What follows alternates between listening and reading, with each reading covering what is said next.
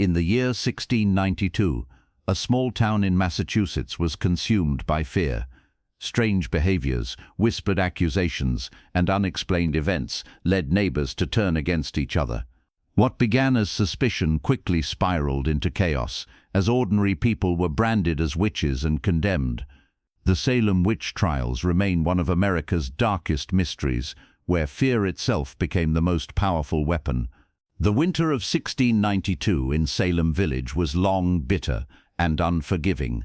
Families huddled inside small wooden houses, struggling to survive the cold while clinging to faith and tradition for comfort. Life was already hard, but whispers of strange happenings began to spread, making the community uneasy. It all started with two young girls, Betty Paris and Abigail Williams, the daughter and niece of the local minister. They began to convulse, scream, and speak of visions that no one else could see. Their bodies twisted in ways that terrified those who watched, and their cries echoed through the night. The town's physician, unable to find a physical cause, delivered a chilling verdict: witchcraft. At once the seeds of hysteria were sown. Salem was a deeply religious Puritan settlement, where every unexplained illness, every strange shadow in the woods, was interpreted as a sign of the devil's hand. When the minister himself allowed the possibility that evil forces were tormenting his own household, the community's worst fears ignited into flames.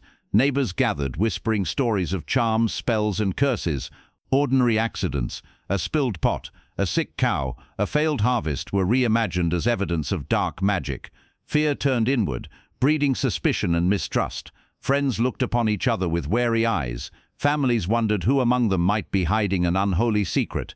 And so the nightmare began, not with proof, but with whispers, fear, and the imagination of a terrified town.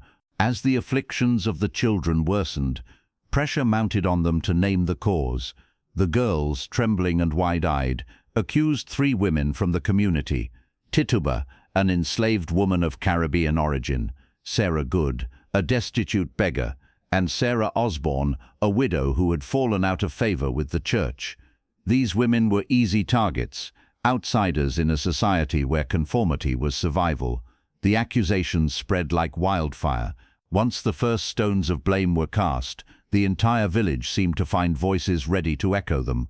Some saw this as an opportunity to settle old grudges or claim property left behind by the accused.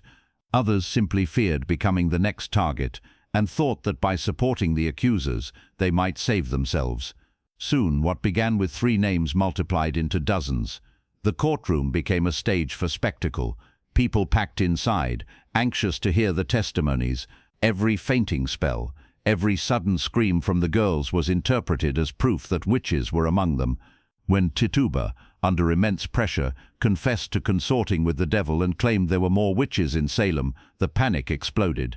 Logic had no place in this frenzy. The more outrageous the story, the more it was believed. Spectral evidence, dreams and visions where accusers swore they saw spirits tormenting them, was accepted as undeniable truth.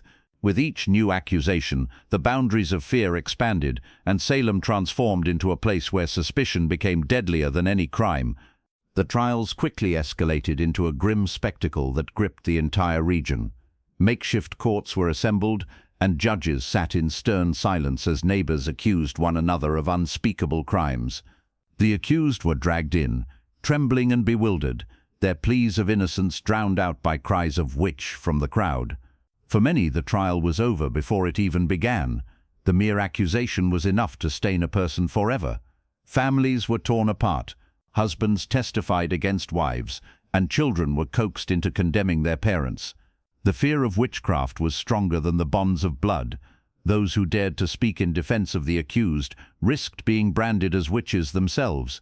Silence became a shield, but even silence was dangerous if it was taken as defiance.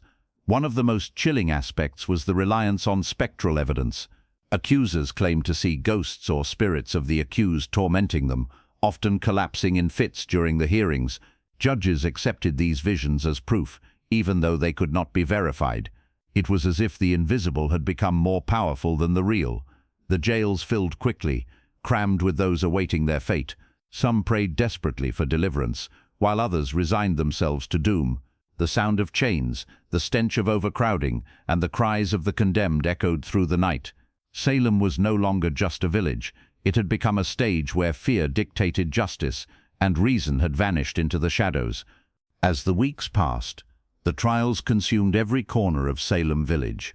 Ordinary routines collapsed under the weight of fear. Fields lay untended, businesses faltered, and even church gatherings turned into arenas of suspicion. Ministers thundered from their pulpits, warning that the devil walked among them, while townsfolk nodded with trembling conviction. Faith, once a source of comfort, now fueled the flames of terror. The accused, often shackled and exhausted, were brought into the meeting house for questioning. They faced stern judges who demanded confessions. For some, the only path to survival seemed to be admitting guilt and accusing others. Each false confession fed the frenzy, creating an endless chain of blame. The more names given, the more the hysteria grew. Fear reshaped reality. People saw shadows in the woods and believed they were witches in disguise. A sudden illness was no longer misfortune, but evidence of dark magic. Neighbors who had shared meals and laughter now eyed one another with suspicion. Salem became a place where trust had died, replaced by paranoia. Even those of high social standing were not immune. Respected members of the community found themselves accused, their reputations shredded overnight. Property disputes, old grudges, and whispered rumors all became weapons in this climate of dread. The trials were no longer about seeking truth. They were about survival. And in a village consumed by fear, survival often meant sacrificing the innocent. By the summer of 1692, Salem's fear had transformed into something even darker: public executions. Those who refused to confess were sentenced to hang, and gallows were erected on a hill overlooking the town.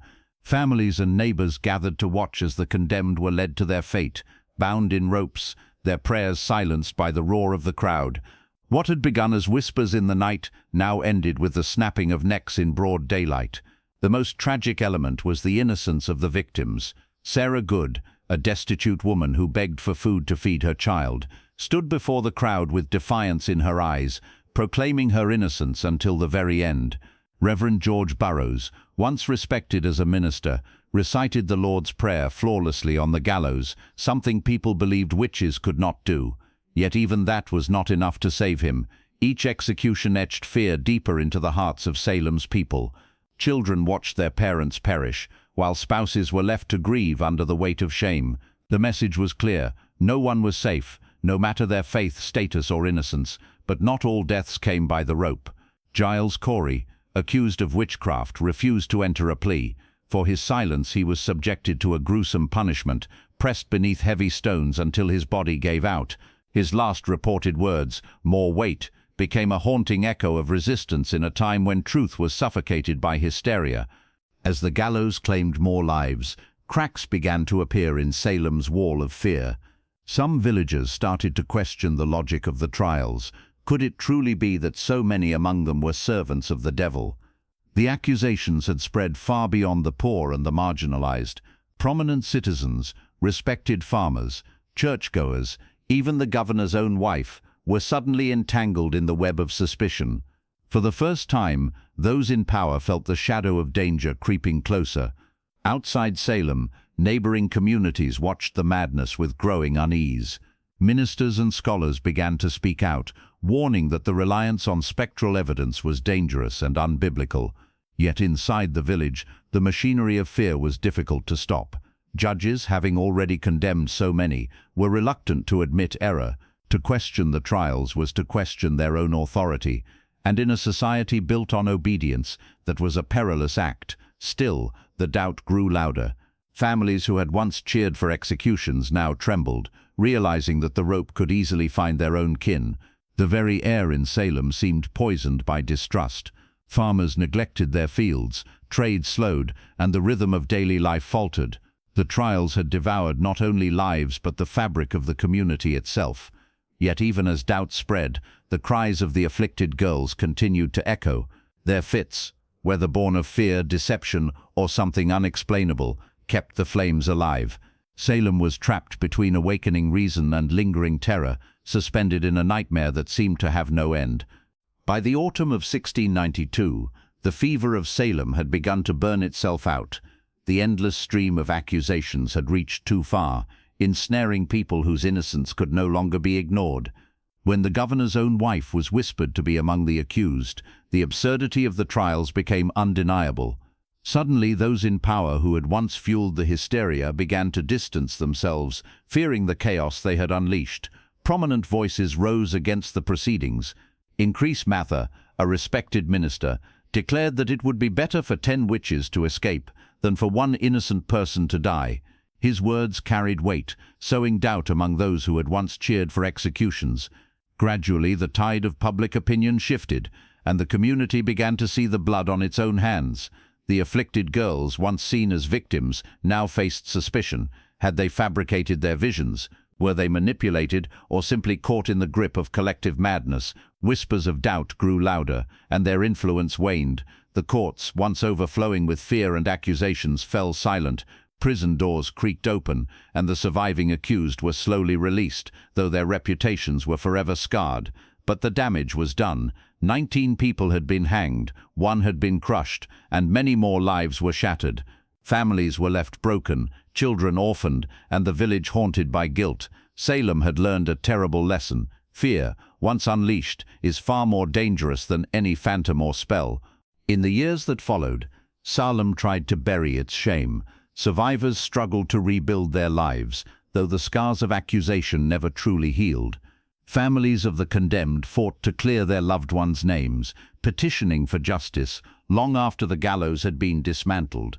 Slowly, courts reversed convictions and offered small sums of compensation, but no amount of coin could erase the memories of terror. Generations later, the Salem Witch Trials became a symbol, a reminder of how fear can twist truth and destroy lives. Historians dissected the events, searching for explanations. Some pointed to ergot poisoning in the grain, which could cause hallucinations.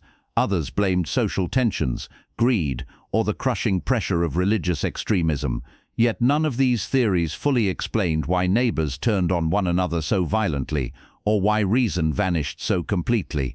The legacy of Salem endured not just in history books but in the collective imagination. Plays, novels, and films reimagined the hysteria, ensuring the story would never be forgotten. Tourists still walk the streets of modern-day Salem, seeking traces of its haunted past, standing where the trials unfolded, gazing at memorials for the innocents lost. And beneath the retellings and theories, one chilling truth remains: it was not witches that destroyed Salem, but fear itself. In the end, the real horror was not found in the shadows of the night, but in the hearts of the people who allowed suspicion to triumph over compassion. The Salem Witch Trials remain one of the darkest chapters in American history, a time when fear silenced reason and innocence was sacrificed to hysteria. Though centuries have passed, the echoes of Salem remind us how quickly suspicion can unravel a community. What truly happened may never be known, but one lesson endures: when fear rules, truth becomes its first victim.